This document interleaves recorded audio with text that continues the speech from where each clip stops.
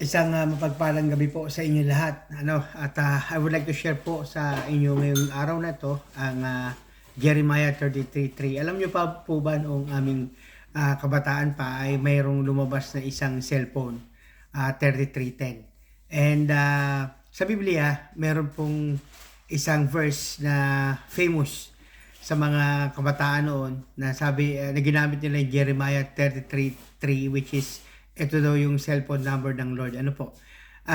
Sabi doon, call unto me and I will answer thee and I will show you great and mighty things that you don't know. No? And simple illustration po mga kapatid, napakasimple ng ilustrasyon ng Jeremiah 33:3. Pag sinabi pong call unto me, pag sinabi call unto me, it's God invites us to pray and talk to Him. It is invitation for us to pray. Ano po? Tayo po ay iniimbitahan ng Panginoon Himself, ng Diyos na lumikha ng langit at lupa, na nagbubukas ng kanyang tenga para tayo ay marinig. Sa to I will answer thee, no? Tayo ay kanyang sasagutin, no? God promises that He listen and respond. Mga kapatid, sa prayer po, lagi po natin tandaan when we pray, no, hindi po natin pwedeng i-command ng Diyos kung ano yung gusto niyang gawin. Minsan po, we want to surrender our life in prayer.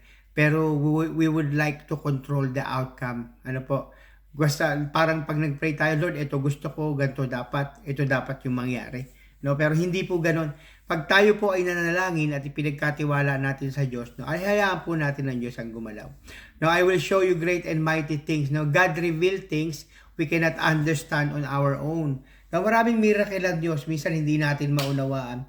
I remember dito po sa simbahan namin, no, dito sa Christchurch, New Zealand, ano po, na-experience po namin na yung aming po church ay nagagamit namin ng libre. No? One day po, naligaw po ang inyong pastor, kasama ang aking asawa si Pastora Connie, na akala namin merong daan doon sa lugar na yun, pero hindi pala. No, to make long story short, nakita namin yung church, tinawagan namin yung may-ari. And naghahanap yung may-ari ng Kristiyano nagagamit doon. And we, little bit we know na simbahan pala yun. And sabi niya ang upa is 950 a week. At that time, hindi ganun kadami ang Bible study na group namin. So we cannot able to do it. But we stand in faith na we can do it. So let's pray to God. So let's God do the rest. Basta tayo, pag-pray natin na God will provide. No, alam nyo, binigay ng may-ari ang simbahan libre. No? Wala pong bayad. No? Kaya napakabuti ng Diyos, mga mahal kong kapatid. Ano po? So, ang key lessons po natin, of course, prayer is an invitation. No, God wants us to come to Him. No? Kaya napaka-bless natin, mga kapatid. Open yung access natin. Hindi mo kailangan ng signal, hindi mo kailangan ng battery, hindi mo kailangan ng kuryente, walang lobat. No, just open your lips, no? Open your lips, no? Makakalapit, maririnig tayo ng Diyos. And prayer has a promise. Kaya nga sabi niya, God hears and answer. No, I will answer thee, sabi niya. No? May pangako ang Diyos. God hear and answer. Sasagot siya, hindi man sa kapamaraan ang gusto mo, mamaya sumasagot na pala ang Diyos sa pamamaraang hindi gusto mo, pero sumasagot na pala. Hindi mo lang nakikita pa kasi meron kang gusto. Ano po? And of course, prayer brings revelation. God shows His plan and wisdom. Yung po ang napakaganda. No? Kung sabi nga pa sa James 1:5, kung kulang tayo ng kaalaman, humingi tayo sa Diyos ng karunungan. No, ito pong yung prayers brings revelation.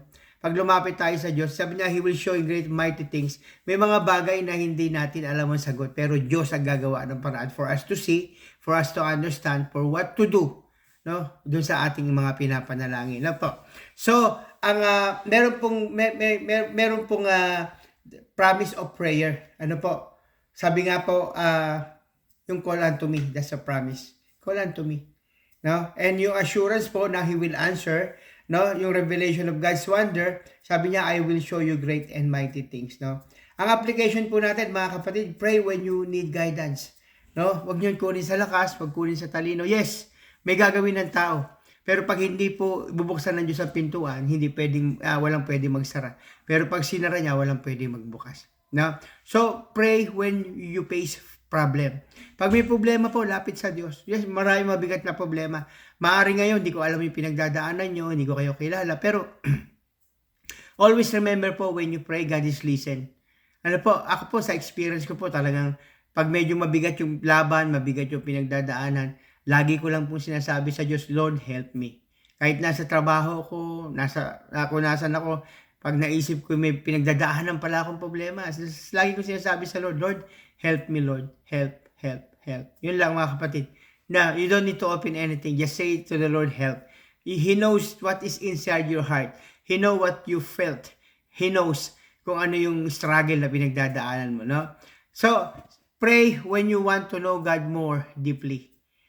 Sabi, alam niyo mga kapatid, when you are praying, of course, you have intimacy with God. Don't you know that intimacy produce sensitivity, no? Ito yung nagiging sensitive ka sa pinapagawa ng Diyos. No, kaya napakahalaga po nito. When we have relationship in prayer, magiging sensitive tayo kung ano yung pinaparating ng Diyos sa atin. No? At kung nagustuhan niyo po ang message, paki-like and share naman po para maraming maabot. So, bago matulog, huwag kalimutang manalangin.